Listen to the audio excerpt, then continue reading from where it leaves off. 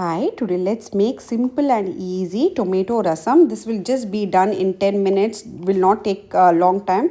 Quick and easy, ready to be made, very simple and easy. In a pan, what you need to do is add in some basic ingredients. Like first you need to add in oil. Once the oil has been heated up, add in cumin seeds, coriander seeds, and then peppercorns, and then dried red chilies, garlic cloves, and green chilies. Now roast it really very well till it's fragrant, and then what you need to do is let it cool down, then add it to the blender and blend it into a coarse powder.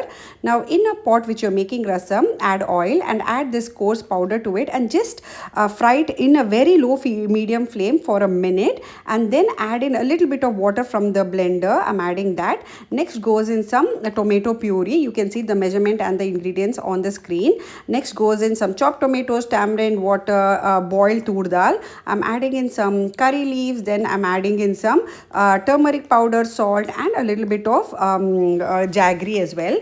Now add a little bit of water and mix it really very well, and let the rasam boil. While the rasam is boiling, let's make a simple and easy tadka. Add in oil. Once the oil has been heated up, I've added in mustard seeds and then hing, and just add it to the rasam. Now just give it a good mix. As I always say, when you're making rasam, you need to see to that the rasam boils really very well. That is when the flavor of the rasam enhances. Finally, garnish it with some fresh coriander leaves, and your tasty, simple, quick and easy rasam is ready to be served. If you like my recipe, don't forget to like, share and subscribe. Enjoy.